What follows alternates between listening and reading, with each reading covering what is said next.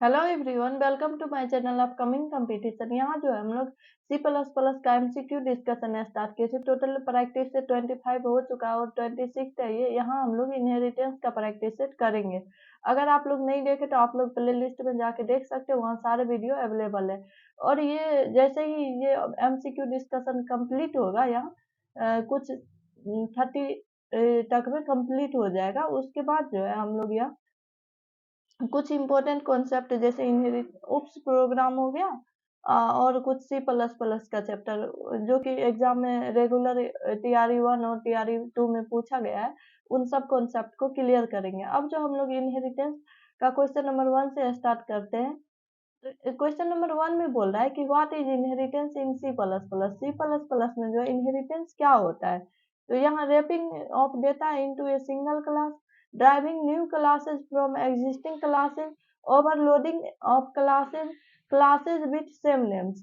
तो इसका जो करेक्ट आंसर है ऑप्शन नंबर बी है, driving new class from existing class. अब नेक्स्ट क्वेश्चन पे चलते हैं। अगर आप लोग को कोई परेशानी होता है तो आप लोग जो है, अगर आप लोग को क्वेश्चन समझ में नहीं आता है तो आप लोग एक्सप्लेनेशन देख सकते हैं। अगर फिर भी नहीं समझ में आता है तो आप लोग जो है कमेंट सेक्शन में क्वेश्चन पूछ सकते हैं। अब क्वेश्चन नंबर 2 में how many specifiers are use to drive a class, बोल रहा है कितने स्पेसिफायर का यूज करते हैं हम लोग क्लास को ड्राइव करने के लिए। तो 1 का, 2 का, 3 का, 4 का। तो इसका जो करेक्ट आंसर है ऑप्शन नंबर 3 है, और ये जो है TRE 2 में पूछा गया क्वेश्चन है। अब नेक्स्ट क्वेश्चन पे चलते हैं।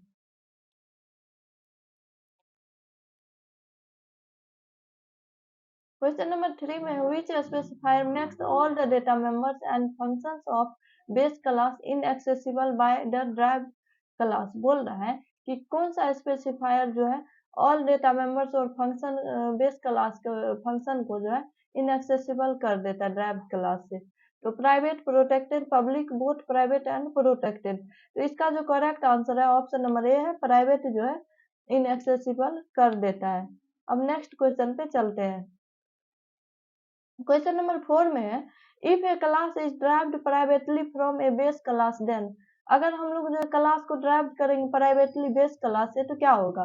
No members of the class base class is inherited, all members are accessible by the derived class, all the members are inherited by the class but are hidden and can not be accessible. तो ये जो है correct है। अगर हम लोग क्या कहता है प्राइवेटली करेंगे तो ये जो है हिडन हो जाएगा। इनहेरिट तो होगा क्लास से बट ये जो है हिडन हो जाएगा, ये जो है क्लियर नहीं रहेगा, एक्सेसिबल हम लोग एक्सेस नहीं कर पाएंगे इसको। अब नेक्स्ट क्वेश्चन पे चलते हैं।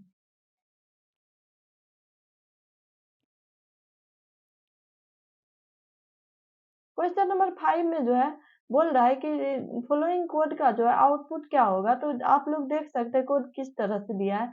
यहाँ इनिशियलाइज किया इंट में ए बी, फ्लोट में डी लिया गया और चेंज किया इंट आई से। उसके बाद यहाँ जो है वॉइड वैल्यू ऑफ ए जो है सी आउट में ए प्रिंट करना है। अब जो है प्राइवेटली जो है ए जो है बी से इनहेरिटेड है। अब यहाँ जो है इनिशियलाइज किया साइज ऑफ बी, तो यहाँ बी में तो कुछ है नहीं, ए से ही इनहेरिटेड है, तो इस तरह से इनहेरिट है। तो अब जो है यहाँ साइज ऑफ बी मतलब साइज ऑफ ए, तो साइज ऑफ ए क्या, यहाँ आप लोग देख सकते हैं टोटल 3 है। तो 3 है और एक जो होता है 4 बाइट्स का होता है। यहाँ 3 मेंबर है तो एक इस तरह से 3 इंटू 4 करेंगे तो 12 हो जाएगा। तो इसका जो करेक्ट आंसर है ऑप्शन नंबर बी हो जाएगा। अब नेक्स्ट क्वेश्चन पे चलते हैं।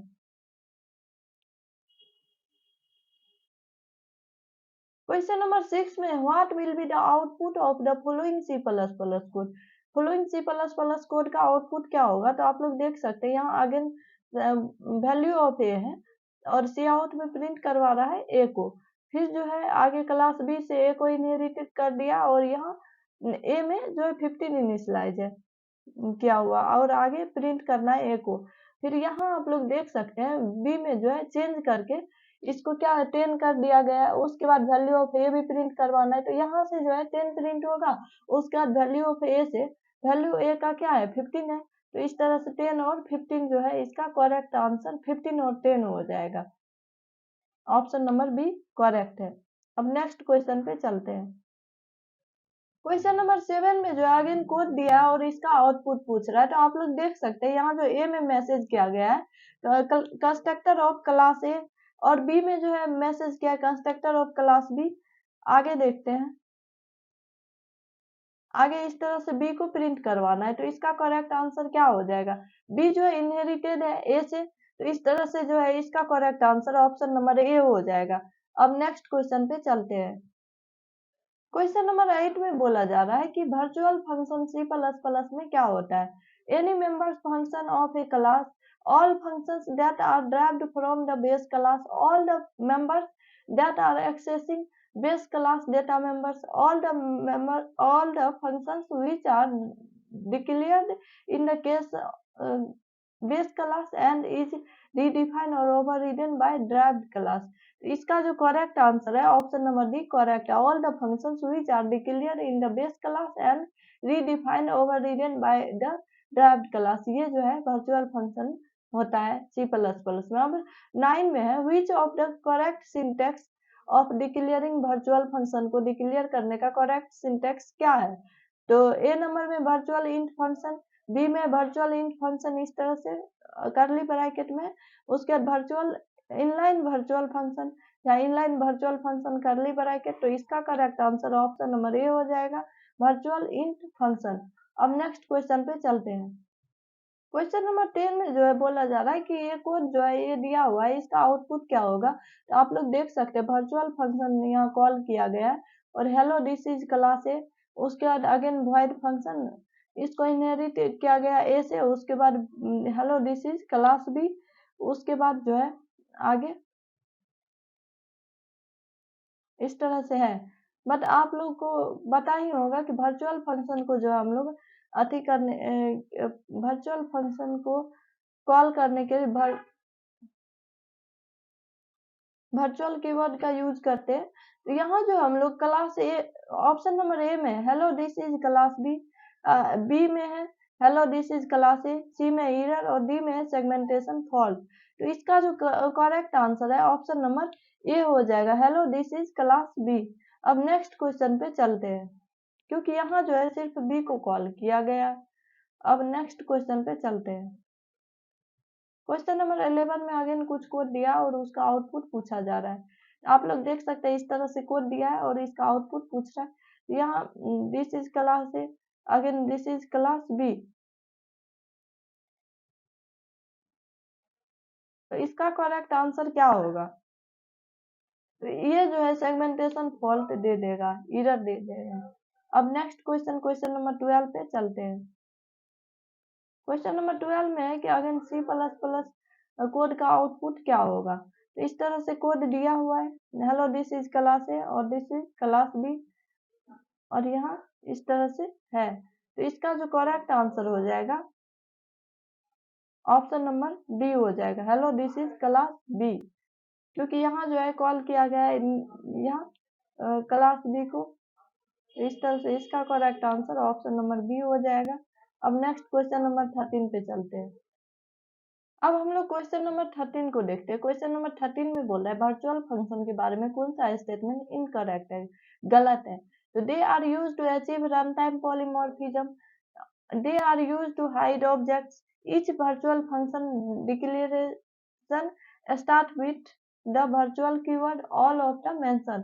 तो इसका जो करेक्ट आंसर है ऑप्शन नंबर बी है, ये जो है ऑब्जेक्ट्स हाइड करने में यूज नहीं किया जाता है। तो इस तरह से इसका correct answer option number B हो जाएगा।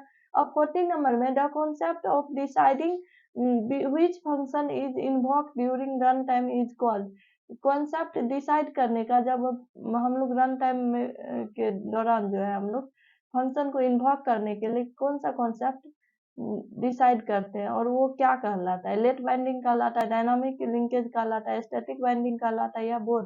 तो इसका करेक्ट आंसर बोथ हो जाएगा, लेट और डायनामिक बाइंडिंग। अब हम लोग क्वेश्चन नंबर 15 देख लेते हैं। क्वेश्चन नंबर 15 में प्योर वर्चुअल फंक्शन क्या होता है? तो इसका जो करेक्ट आंसर है ऑप्शन नंबर,